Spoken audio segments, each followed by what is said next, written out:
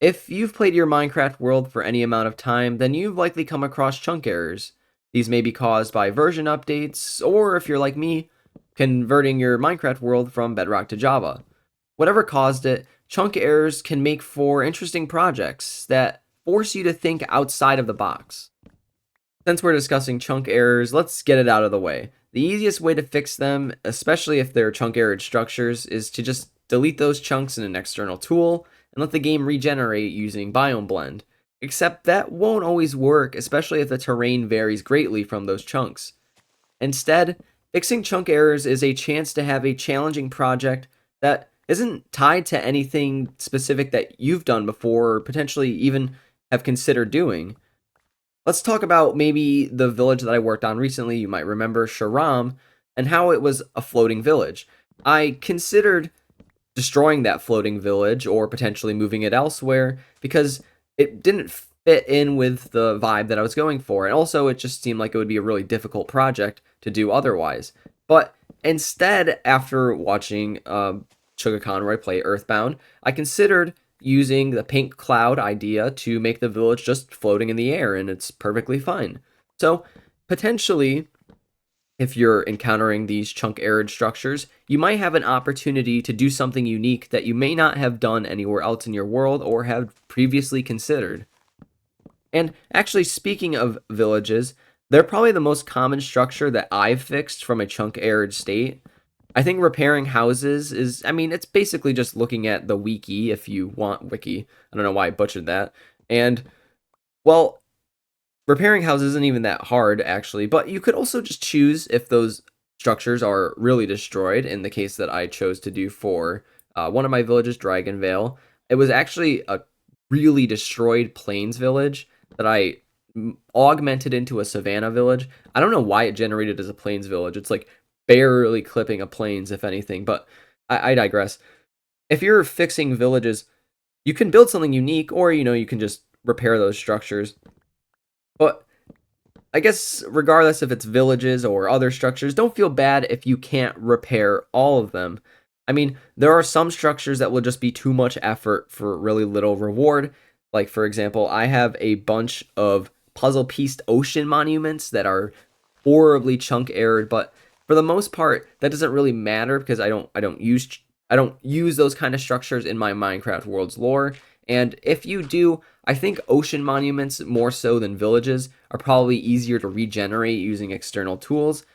Villages are just more complex of structures. They will either generate all floating or with like some structures on the ground in the case of one of the villages that I was near Dragonvale. So whatever you're doing, villages are probably the structures you're either going to choose to tear down or you're going to fix up. But other structures you might want to consider regenerating. And let's also turn our attention to other smallerish structures that you might have neglected, but are definitely going to be chunk errored if you come across them. But this is more likely due to conversion if you're like me. So, for example, suspicious gravel and sand will no longer yield any treasures or artifacts. So, while you could excavate those trail ruins and I guess go to those desert wells if you chose to, they're not going to give you anything. So you could excavate them if you still want to reveal those structures. That's perfectly fine. I've done that with a couple of my trail ruins. But you could also just leave them exposed, or you could just leave them perfectly unexcavated, like I've done with one of my trail ruins. And that just means that you've incorporated that part of that broken structure into your Minecraft world organically, and you don't have to feel as pressured to, regenerate it or feel like it's something you have to deal with. And truthfully, it also works for me because the player who has a couple of villages near that area, so this is the Jacobian Trail ruins. He doesn't play Minecraft maybe quite the way I do. So his culture, it's okay that it's left unexcavated because I actually don't know anything about the culture, and I want to leave it that way so that should he ever maybe want to consider that with the Minecraft world, he has the opportunity. I haven't defined any specific culture to it, so this is actually a perfect opportunity for more world building down the road. So always leave those doors open if you don't feel like you can tap into everything right away. And what just beyond fixing structures, I mean, we've already discussed it with villages. You're probably going to be fixing a lot of terrain, and fixing terrain is just as crucial. I mean, there's probably lots of jagged-ish edges around your world.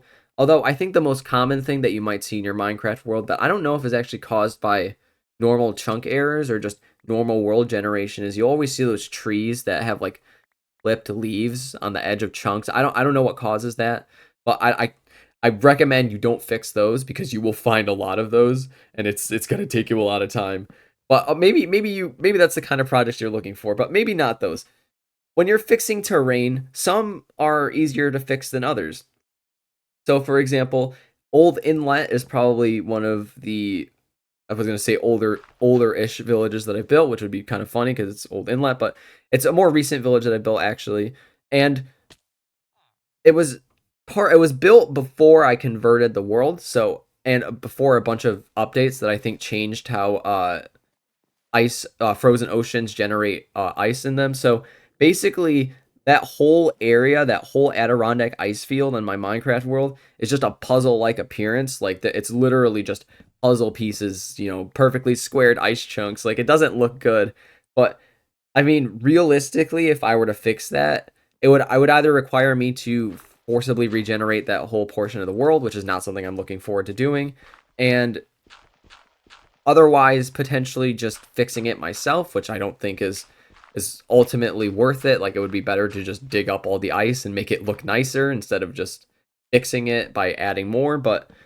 whatever you're doing, those kind of projects you probably should maybe consider not fixing. But there's probably more reasonable terrain errors that you've come across.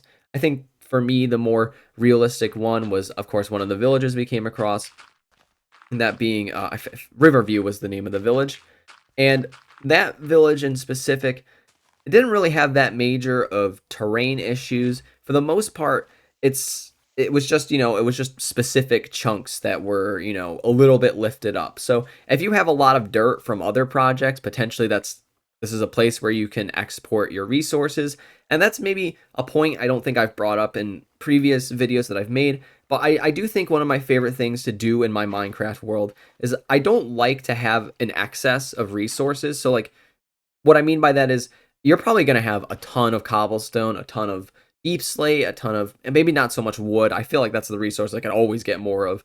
But those kind of resources are probably ones you have a ton of. And deep slate, especially, and of course, cobblestone, if you smelt it, you can turn into bricks. So realistically, you could build brick structures all across your Minecraft world and expand structures and, villages naturally and make things look nice. But I guess the idea there being that I never want an excess of resources because I want to keep expanding the world. So, extending on that, if you have an excess of dirt or sand for whatever kind of terrain you're fixing, then this is your chance to finally export those resources and clear out those chests so that you can make room for, well, potentially more of those resources in the future. But regardless, those kind of terrain is probably the best for you to fix because it's not going to take too long, and for the most part it's not going to cost you more resources than you have. Like for example, like I mentioned earlier, Sharam, if I had managed to build a mountain all the way up to that village, that would have probably cost more dirt than I had. I definitely had not gathered that amount of dirt in my chests. I would have had to be going out of my way to grab more, and that's not something I really wanted to do. So I'm glad I found somewhat of other workaround.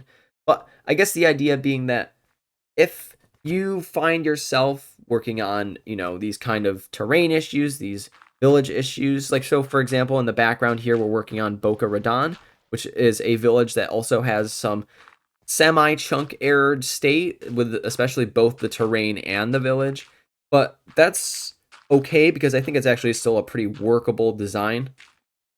So regardless of what you're doing in your Minecraft world, you can sculpt the terrain to look natural again too. This is maybe just the last point I want to bring up before I let you go and then we, recap this video. You probably in your Minecraft world, you really don't want the terrain sculpting to look unnatural, at least I feel like. So So what that means is that you don't want to be specifically random with how you displace your dirt or displace your sand. I don't usually do that. You want to be specific about it, but you want to make it look like it was natural. So sometimes in Minecraft that means that the terrain slopes don't look the most pretty. Sometimes they don't look the most, like evenly flat, like going one up at a time. Sometimes there's, a two elevation grade, whatever.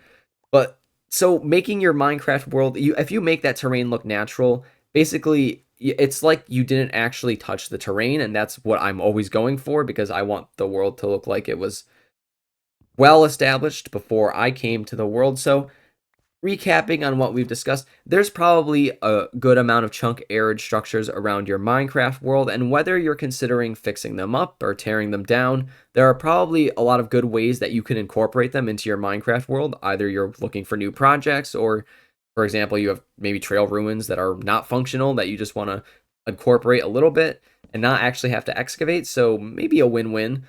And whatever you're doing with that terrain that is potentially also alongside your chunk arid villages, or just chunk arid terrain that is the result of new biome generation or anything else that's new generation, you can fix that terrain using your stocks of dirt that I know you have, your stocks of sand that I know you have, probably.